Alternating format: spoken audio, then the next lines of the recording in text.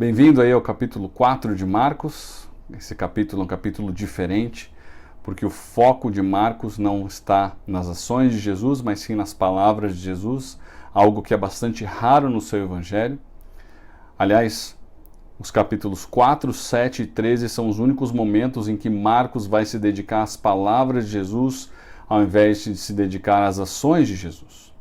Agora, antes de nós entrarmos nesse capítulo importante, queria dizer para você pausar o vídeo, investir um tempo de oração, leia o capítulo 4 até o versículo 34, para você se familiarizar com o texto, porque por conta do tempo a gente nem sempre vai ler toda a passagem, ok?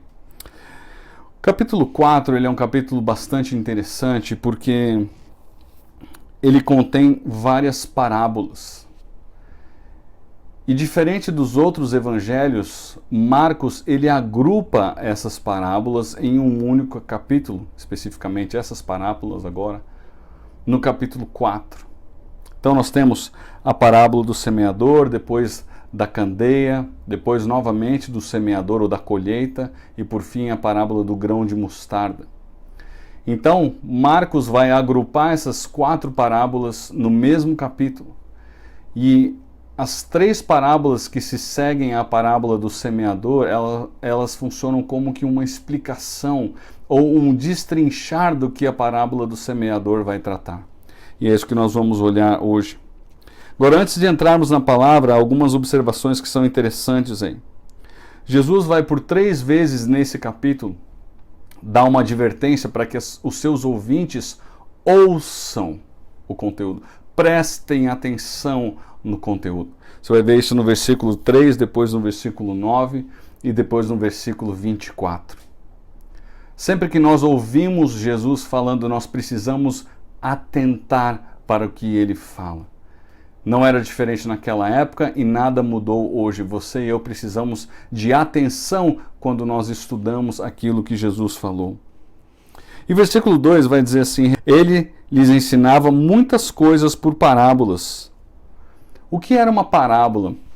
A parábola era basicamente, ela era uma comparação. Um sinônimo de parábola, inclusive, é um provérbio. Então, isso era um método rabínico de ensino, em que se faziam analogias, comparações, de forma que as pessoas pudessem aprender um significado X por meio de um ensinamento diferente de X. Era uma maneira de as pessoas entenderem o ensinamento usando uma outra figura, ok? Isso era comum dos rabinos e Jesus se fez valer desse mesmo método de ensino para ensinar essas verdades espirituais acerca do reino, como nós vamos ver aqui. E aí nos versículos 3 a 9 nós temos a primeira dessas parábolas, chamada de parábola do semeador, mas nós podemos também chamar de parábola dos solos, se você assim quiser. E ele vai dizer assim: ouçam, o semeador saiu a semear. Enquanto lançava a semente, parte dela caiu à beira do caminho, e as aves vieram e a comeram. Parte dela caiu em terreno pedregoso, onde não havia muita terra, e logo brotou, porque a terra não era profunda. Mas quando saiu o sol, as plantas se queimaram e secaram, porque não tinham raiz. Outra parte caiu entre os espinhos, que cresceram e sufocaram as plantas, de forma que ela não deu fruto. Outra ainda caiu em terra boa, germinou, cresceu, deu boa colheita, a 30, 60 e até 100 por 1. Basicamente, o que Jesus está falando aqui é que existem maneiras diferentes de você receber a palavra de Deus. O que é a palavra? A gente vai ver que a palavra que ele vai mencionar aqui, e especialmente quando ele explicar essa parábola mais para frente, a partir do versículo 13, diz respeito ao Evangelho, à palavra de Deus, à palavra do reino. E a reação das pessoas a essa palavra é o que Jesus está explicando aqui. Basicamente, o que Jesus está dizendo aqui é que algumas pessoas rejeitarão de cara a mensagem. Um segundo grupo, ele vai aceitar por uma empolgação, mas em seguida ele vai rejeitar. E um terceiro grupo ainda vai aceitar, vai receber essa palavra, e por conta disso, esse grupo vai produzir frutos extraordinários. O texto vai dizer aqui, cresceu e deu boa colheita a 30, 60 e até 100 por um. Uma colheita normal era de 8 para 1. Então o que Jesus está dizendo é que a pessoa que aceita a palavra de Deus, ela pode dar uma colheita extraordinária se ela passar isso para frente. E aí o texto vai dizer no versículo 9, aquele que tem ouvidos para ouvir, ouça. Quando ele ficou sozinho, no versículo 10, os 12 e os outros que estavam ao seu redor lhe fizeram perguntas acerca das parábolas. Ele lhes disse, a vocês foi dado o mistério do reino de Deus. A vocês quem? Aos que creem foi dado o mistério do reino de Deus. E essa palavra mistério, ela nada mais é do que uma revelação de algo que antes estava oculto. Isso é revelado àqueles que creem e isso se mantém oculto àqueles que não creem. A vocês foi dado o mistério do reino de Deus, mas aos que estão fora, tudo é dito em parábolas. E aí nesse versículo 12 a gente vai ver Jesus citando uma passagem bastante famosa, mas ela não é tão conhecida. A gente conhece essa passagem, que é a passagem de Isaías capítulo 6, mas a gente normalmente conhece mais essa parte do capítulo 6 de Isaías, quando Deus fala quem irá pregar o evangelho. Isaías fala, eis-me aqui, envia-me a mim. Isso é no versículo 8. E aqui o que Jesus vai citar em seguida são os versículos 9 e 10 dessa passagem. E é uma citação assustadora quando você pensa no contexto de Isaías. Porque basicamente o que Deus disse para Isaías é o seguinte, ok, você se dispôs a ir, mas você vai pregar para pessoas que não querem te ouvir. Olha o que Jesus diz aqui. Versículo 12 diz assim, a fim de que, ainda que vejam não percebam, ainda que ouçam não entendam, de outro modo poderiam converter-se e ser perdoados. Basicamente, o que Jesus está dizendo é que Isaías, e Jesus está fazendo aqui um paralelo com a sua geração, é que Isaías pregou para um povo que tinha um coração duro, um povo que tinha virado as suas costas para Deus, um povo que não queria abandonar o seu pecado. Jesus está dizendo, esses não vão entender. Os que entenderão são aqueles que creem em mim. E aí Jesus vai fazer uma pergunta para os discípulos, vai dizer assim, vocês não entendem essa parábola? Como então compreenderão todas as outras? E aí Jesus vai explicar o que acontece a partir do versículo 14 até o final do versículo 20. Olha o que ele diz. O semeador semeia a palavra. É interessante aqui que o paralelo de Lucas diz a palavra de Deus. O paralelo de Mateus diz a palavra do reino. Então, a gente está falando aqui do evangelho, ok? Nós estamos falando do evangelho. Algumas pessoas são como a semente à beira do caminho, onde a palavra é semeada. Logo que a ouvem, Satanás vem e retira a palavra nelas semeadas. Outras, como a semente lançada em terreno pedregoso, ouvem a palavra e logo a recebem com alegria. Todavia, visto que não têm raiz em si mesmas, permanecem por pouco tempo. Quando surge alguma tribulação ou perseguição por causa da palavra, logo a abandonam. Outras ainda, como a semente lançada entre espinhos, ouvem a palavra. Mas quando chegam as preocupações dessa vida, o engano das riquezas e os anseios por outras coisas sufocam a palavra, tornando-a infrutífera. Outras são como a semente lançada em boa terra. Ouvem a palavra, aceitam-na e dão uma colheita de 30, 60 e até 100 por um. Basicamente, o que Jesus explicou aqui, o que ele não havia falado no outro momento, é o que acontece para que essas pessoas não ouçam a palavra. Então, em primeiro lugar, ele vai falar ali de Satanás como um inimigo que quer retirar essa palavra que essa pessoa ouviu para que ela não entenda. E Deus dá sim essa permissão para que o diabo faça isso. Depois a gente vê nos versículos 16 e 17 que algumas pessoas elas recebem essa palavra, mas por pura empolgação. Não é uma recepção dessa palavra pensada, analisada, mas é algo que é por pura empolgação. E como é por pura empolgação, isso não dura muito tempo. No final do versículo 17, a gente tem um terceiro grupo aí, que é aquele grupo que recebe a palavra, mas quando as dificuldades e as perseguições começam a aparecer, essas pessoas abandonam aquilo que elas ouviram. E o quarto e último grupo é o grupo das pessoas que têm a preocupação da vida, as pessoas que são enganadas pelo desejo das riquezas e as pessoas que são enganadas pelos anseios desse mundo.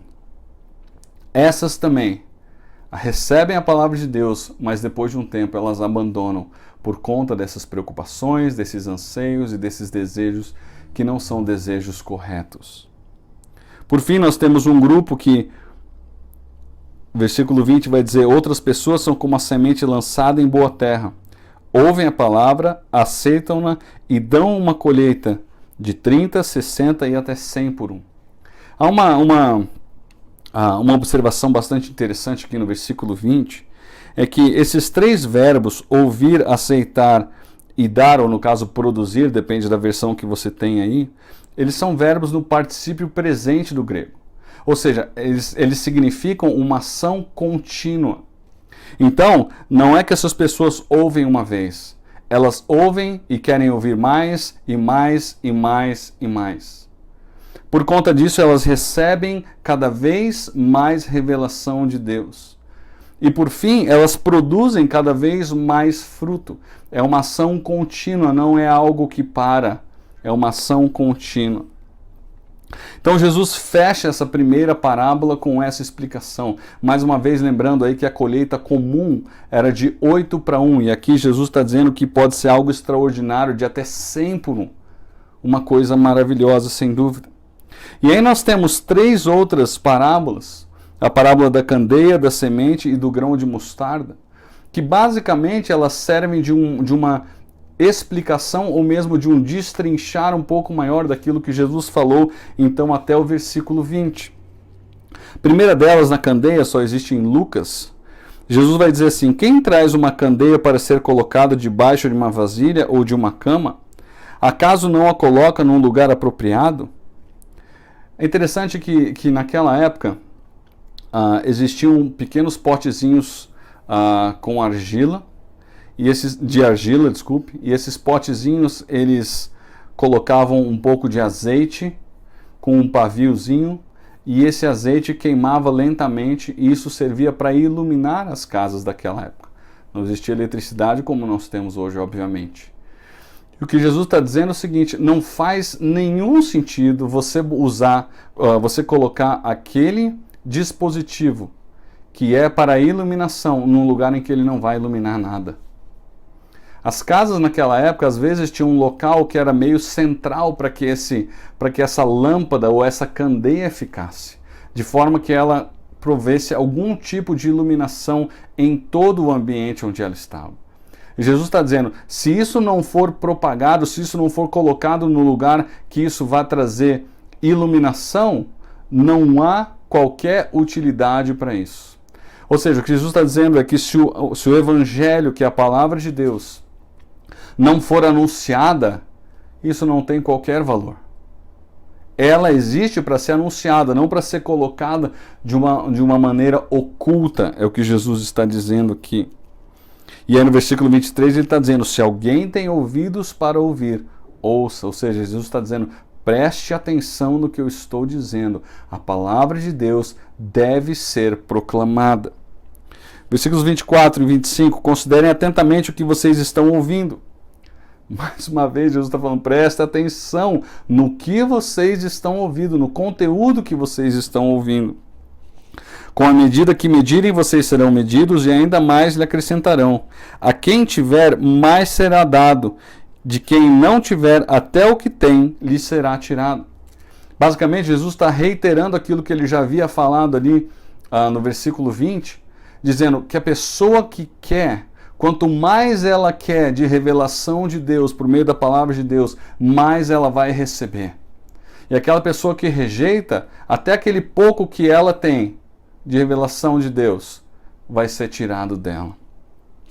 E aí Jesus vai para uma segunda parábola, vamos dizer assim, de explicação dessa parábola do semeador, que é a parábola da semente.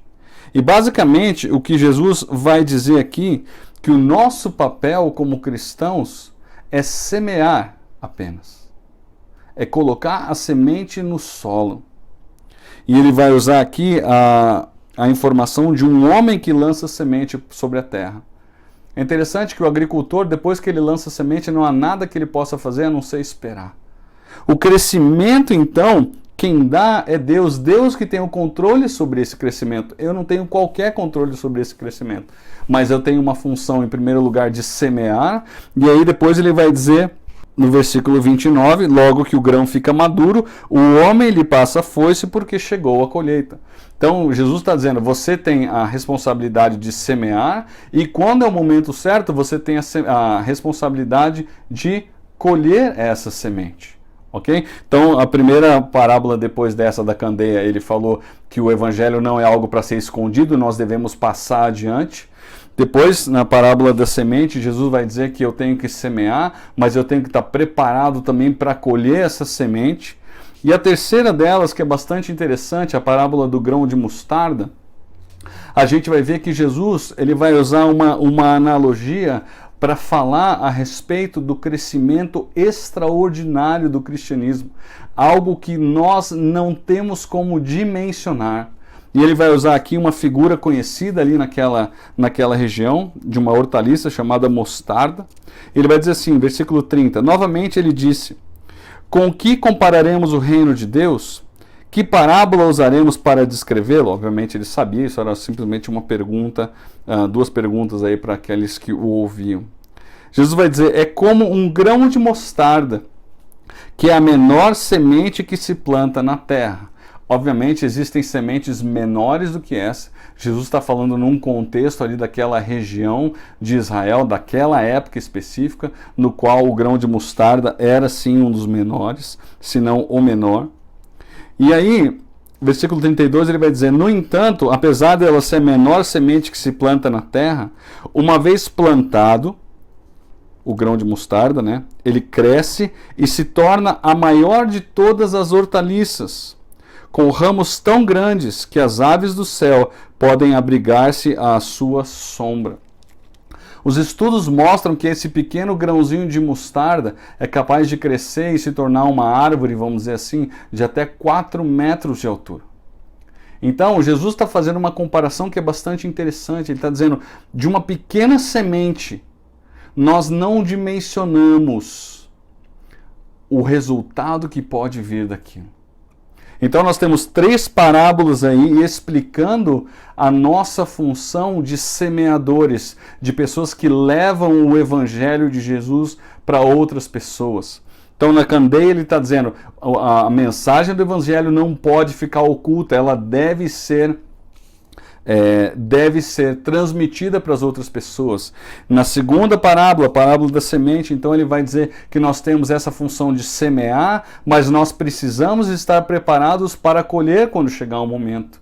E a terceira parábola do grão de mostarda, Jesus vai dizer, vocês não dimensionam o que vai acontecer se vocês fizerem a função de vocês.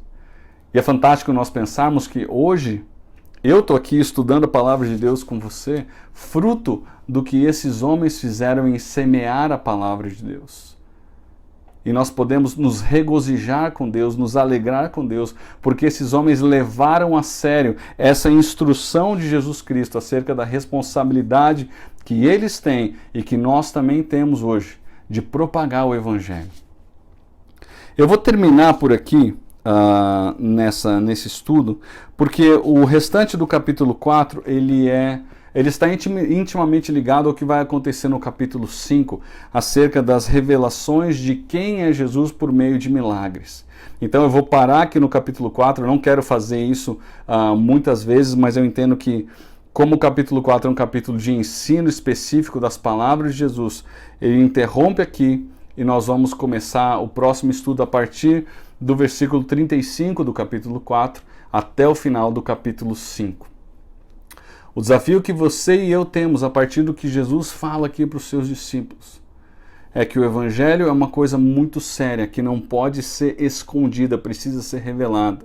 Segundo, eu preciso estar atento, depois de revelar o ensino de Jesus, para a colheita. Em terceiro lugar, eu tenho que orar ao Senhor, pedindo que o Senhor faça com que essa colheita seja extremamente abundante e dê resultados maravilhosos no futuro, como o resultado que você e eu hoje somos do que aqueles homens um dia pregaram e ensinaram para outras pessoas.